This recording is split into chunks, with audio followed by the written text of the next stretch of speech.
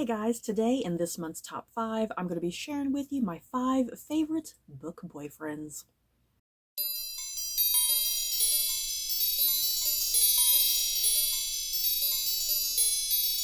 So, what's a book boyfriend, you may be wondering, pondering to yourself? I think it's fairly obvious. A book boyfriend is someone who we, the reader, kind of, we desire and we have a crush on and we love and we kind of wish that they perhaps maybe existed in real life because sometimes real men just don't compare to book men. Which is the sad, unfortunate truth sometimes, isn't it, ladies? uh, so yeah, for me, this is my top 5 favorite book boyfriends, the men that I love. And yes, I am a straight woman, so yeah, you may not have book boyfriends, you may have book girlfriends, or maybe a little bit of both, some men and women, you do you. So yeah, this is my list of my 5 favorite men in literature, if you will. Y'all should have known this one was coming. At number 5, I have Ross Poldark from the Poldark series by Winston Graham. And yes, this is not book 1 in the series. I just kind of went with this one because the lovely, beautiful, gorgeous Aidan Turner is on the very last book in the series, and I just particularly love this look of his. So yeah, a lot of why I like Ross Poldark, mostly, let's be real, mostly has a lot to do with Aidan Turner. Look at his gorgeous face, you guys. Oh my god. Whew. But yeah, this is historical fiction set in like the very late 1700s in Cornwall, England, and we follow our main character, Ross Poldark, and yeah, he's coming back from the American Revolutionary War. He's coming back. His home is kind of in disrepair. His servants are just really lazy, and the love of his life has moved on to another man. Oh my god. Yeah, I just really love Ross as a character. He's sexy, he's brooding, but like his really positive traits that I really love. He's a man of action. He's a man of the people. He's always looking out for the common man because he does come from kind of a more upper class background and whatnot. And yeah, he always makes it his mission to look out for the common man and really speak for them and kind of serve their interests over his when best he can, because he does have a voice to speak for the lower classes. Um, I always think he's a rather selfless character for the most part. He just has a lot of character traits that I like. Yes, he definitely has some character traits that are rather problematic. Let's be real. I'm definitely not ignoring some of those traits because he can be maybe a tad bit a little too possessive, let's be real. But yeah, I think his more positive attributes, his positive traits, I think definitely far outweigh his more kind of negative attributes, if you will. But yeah, I love Ross Poldark. Oh my god, such a swoon-worthy man. At number 4, Resand from A Court of Thorns and Roses series by Sarah J. Maas. Oh my god, Resand. Yeah, guys.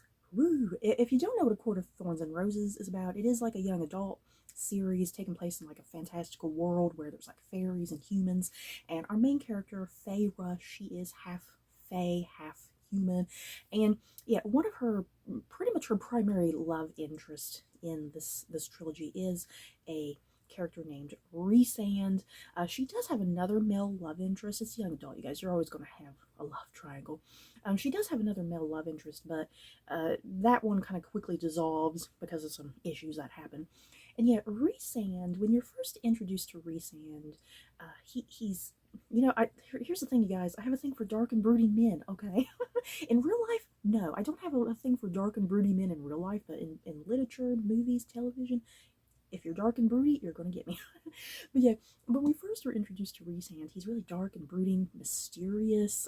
Is he a bad guy? Is he the villain? He definitely comes across as the villain initially, until you kind of move deeper into book 2 in the series, and you start to learn a lot more about Resand's past and his history and who he truly is, and that a lot of times he's really putting on kind of this fake persona that he wants other people to see. So there's kind of a much more gentler, cuddlier Resand that's like buried deep underneath kind of the more darker, menacing persona that he puts on. And yeah, if I haven't mentioned already, Resand, he is a fae, and he's like, what would you call it, like leader, I guess. He's like leader of the Night Court, which of course that sounds really dark and brooding and ominous right there, but the Night Court is not too bad, you guys. It's kind of the thing of this whole trilogy that kind of the dark side is not as bad as the light side.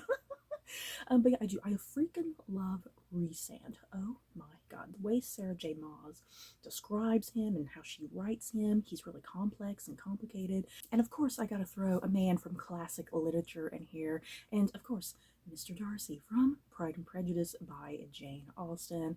Don't we all love us, Mr. Darcy? Oh my god.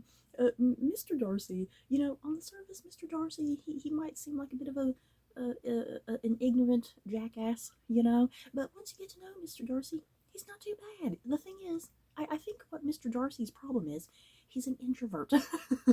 And you always hear about, oh, it's not a good thing to be an introvert in our society because people look at you like you're weird and strange and antisocial and whatnot. And you know what, Mr. Darcy, I'm an introvert too. I totally understand Mr. Darcy in this book because that's kind of me. Sometimes I feel a certain way. I kind of look at people a certain way. I make assumptions. I say things maybe I shouldn't say. You know, it's like I totally relate to Mr. Darcy in this book. Kind of just the awkwardness, because I'm a very awkward person too. On occasion, I'll just maybe say something stupid that maybe I shouldn't say, you know. So yeah, I do. I love me, Mr. Darcy. He is so wonderful, and you know what? I love a Regency man in, you know, the nice trousers and the coat and the cravat and whatnot. I'm a sucker for that sort of thing. At number 2, Max Vandenberg from The Book Thief by Marcus Zuzak. You guys, my God, Max Vandenberg. When I first read this book back when I was in college, I read this book for like a children's literature class in college, you guys. It's the first time I experienced this book. I'm so glad my professor assigned this book. I don't know what I would do in my life without this book. Yeah, as soon as I read this book way back when in college, I fell for Max Vandenberg hard. Oh my God, I love and adore Max. He is just the most sweetest, charismatic person ever. If you don't know what The Book Thief is about, it takes place in Nazi Germany during World War II, and it follows a little girl named Liesel who's moving in with her step parents because her mother has kind of given her away for reasons. And yeah, over the course of the story, the character of Max, he is a young Jewish man. Obviously, he's running, and he knows Liesel's stepfather, kind of by name only, because Max's father knew Liesel's stepfather in the past. So Max seeks this household that Liesel lives in. He seeks this household for basically asylum and protection and help, and they hide him in their basement. These are German citizens hiding a Jewish man in their basement. That is a big no-no. Pretty much means death if you're doing such a thing. So yeah, Max, the entire time you're with Max as a character, he's pretty much solely, entirely in the basement. So Marcus Zuzak definitely has to be really creative with how he kind of portrays this character and really gives him some interesting things to do and say and whatnot. Yeah, Max is just such an amazing human being. You know, he's kind and generous and soft-spoken, and just the way he is with Liesel, you know, he treats Liesel like a kid, a little sister. They have such a wonderful bond together.